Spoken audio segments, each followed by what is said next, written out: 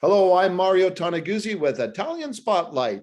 Joining me today is Domenic Venturo, who is president of the Calgary Italian Sportsmen's Dinner Association. Thank you, Domenic, for joining us today. Thanks for having me. Well, let's talk a little bit about the group. Give me a little history of how and when this group came to be. Well, it started in 1963 when some intrepid members of our Italian community in Calgary thought that we should be honoring worthy student athletes with a scholarship. And so starting in 1963, we began awarding scholarships, and it's sort of taken off from there. We've continued on since 1963, but for a 2-year hiatus because of COVID. Mm-hmm. And what was the purpose of beyond the scholarships, in terms of what this group was wanting to accomplish? I think initially, Mary, what started out as wanting to acknowledge worthy student athletes, and as the dinner's grown, we started looking at other worthy charities to donate to. So over the years, we've donated to such various charities or causes as, for example, minor soccer, minor football. We donated to the UFC swim club for years and years. We did that. And of course, we also donated to the Italian dancers, the Italian seniors choir, various worthy causes within the community and outside the Italian community. Those are just to name a few, really. Yeah. The dollar figure, correct me if I'm wrong, did I not see at one point that over the years you've donated more than $1 million? I think, Mary, it's actually closing in on 2 million, if I'm not mistaken. Yeah. So we've done quite a bit. And of course, one thing I should have mentioned is that we've created scholarships and bursaries at the University of Calgary, Mount Royal College, SAIT, and St. Mary's University. I don't think I've missed anybody there, but we've helped maintain the Italian program, for example, at the University of Calgary. Very proud of that. So yeah, we've done a lot. And of course, the pinnacle event each year, and bearing in mind the last couple of years because of pandemic, it was postponed, but is the dinner. Can you talk a little bit about the dinner? Has it been around since the beginning? Yes, it has. Initially, the directors, their spouses, would prepare the meal. And of course, as the dinner grew, we then started using, of course, Roma Catering. And they're fantastic. As you know, they just do a fantastic meal every year. That's really one of our showcases is our meal. And as you know, it's a multi-course Italian meal. And it's, I guess, one of the things that's made us famous. Well, you know what? I continually get people asking me, like, where do I get tickets? Where for this type of event? Because its reputation is out there, and I've seen people. And can you talk about some of the people? Obviously, some of the business owners in the community, are there, but. I've seen people like the big developers from Toronto there. I've seen premiers. I think you've had Jim Prentice, politicians. Yeah, and politicians. We've had judges. We've had judges. We've had politicians. We've had captains of industry, I suppose, and business leaders. I know that a friend of mine, he would bring clients from Philadelphia, to our event. And so we've got this wide reach of I guess notoriety, which is fantastic. I really do think, Mario, that our dinner is certainly the leading dinner of its kind in Western Canada, and dare I say all of Canada, but Western Canada for sure. I'm not aware of any other dinner that does what we do at this scale. And what we were talking about in terms of it generally over the years, a typical year, how many people would attend? Prior to the pandemic, I think, Mario, we were hitting upwards of 800 guests. if not more, but roughly 800.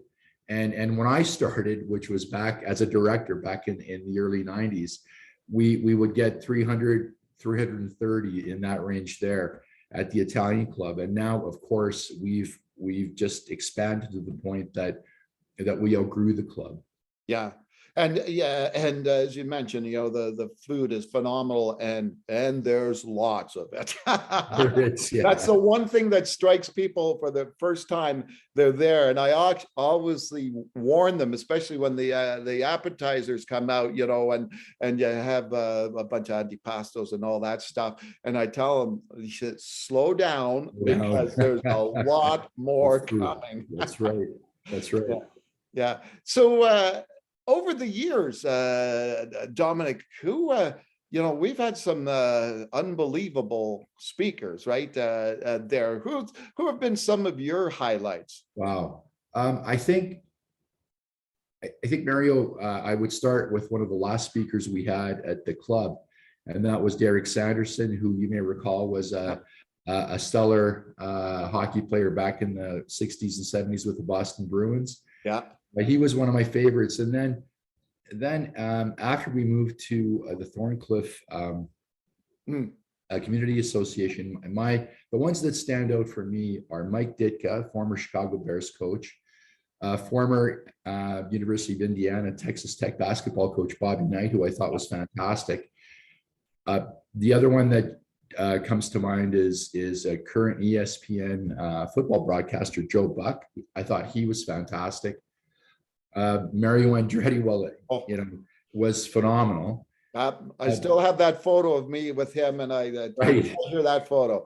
Yeah, and Franco Harris, even though I'm not a Pittsburgh Steelers fan, I thought he was fantastic. And our last speaker was Cincinnati Red Hall of Fame catcher Johnny Bench, who I thought, pardon the pun, knocked it out of the park. I thought he was fantastic. So those have been some of my favorite speakers, I think, Mario, over the years. And that's been one of the joys of myself as a journalist, meeting a lot of these guys and doing some interviews with them. And I remember Johnny Bench. I remember the photo I had with him, and everybody asked me, how big are his hands? Because his hands are legendary huge, right? Yeah. Yeah. So, and of course, you had the Joe Montanas of the world. I remember that. Tell you the truth, my all-time favorite was when you guys had Jerry Cheevers and Phil Esposito together. Yeah. And they talked about the old days and what it was like. That blew me away. It was unbelievable. Yeah, I mean, I think that one of the great things about our dinner is that we get to hear about whatever game it is, whether it be basketball, hockey, football, from the perspective of that speaker. And I mean, I can remember growing up and not being a Dallas Cowboy fan and not liking their coach, Tom Landry, and then coming away from the Mike Ditka dinner thinking, wow, I'm ashamed of myself for not being a Tom Landry fan. And so you get to hear those perspectives, those stories that you wouldn't ordinarily hear, say, on television or the radio. Yeah. So, exactly. Yeah. I mean, I think that's one of the things that really makes our dinner stand out. Is I think more often than not, I learn something about the game or about the personality or what have you, and it's been phenomenal, as you know. Yeah, exactly. And Domenic, so who's behind this group? Who's I guess spearheading this group and its efforts? So we have, wow, I hope I don't miss anybody, but we have a number of directors, and starting, of course, with myself, Luigi Torriero, Alberto Romano Jr., Daryl Raymaker, as you know. Yeah. Gary Sioni, retired provincial court judge. Dominic Malcheri, who's a banker in town. Nick Lupi, a builder with Lupi Homes. We have, I hope I haven't forgotten anybody. We have Danny Delalonga. Wow. If you bear with me, I don't want to miss anybody. Yeah, no, go ahead. Was Serafino as part of that group? Serafino Scarpino. Yeah. My grade 8 homeroom teacher at Francis High School. We have Randy Blissetti, Fabrizio Carinelli, who's with Canada Construction, Carlo Plava, and I hope Sano Stanti. And I think I've got everyone there. I hope I haven't missed anybody. And so we've got a sort of a wide group, a wide-ranging group of Italian professionals, Italian Canadian professionals, and business people. And so we have been involved putting this dinner on, as you know, for this will be our 58th year. Wow. And of course we were still up and running during the pandemic, but it'll be our 58th dinner. So does the planning for the following year dinner start the next day?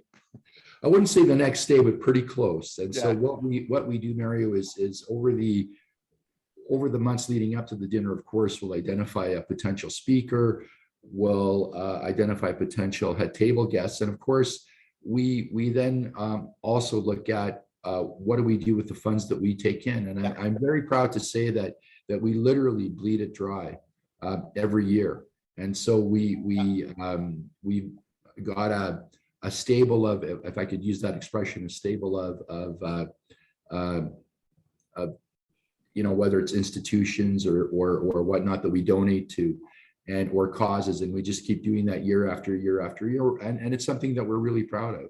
Okay, super. One last question to lead it off, or end it off, sorry. If you had a dream speaker that you want to bring there, who would that be? Well, that is a really good question. I'm one of these guys that's a stickler for punishment, and I at a young age became a Minnesota Vikings fan. Uh-oh. And they had a phenomenal coach who played in the NFL, then played in the CFL, and then coached in the CFL before he coached the Minnesota Vikings, and that's Bud Grant. Yeah. Now, Bud Grant is, I think, 96. Oh, wow. And from what I understand, still as sharp as a tack. But if I had a dream speaker, that's who it would be. But thank you for asking. Oh, that would be great. And I know it's one of the highlights of the dinner, besides the food, obviously, Yeah. is and the camaraderie, which is huge, Sure. and the connections that people make there.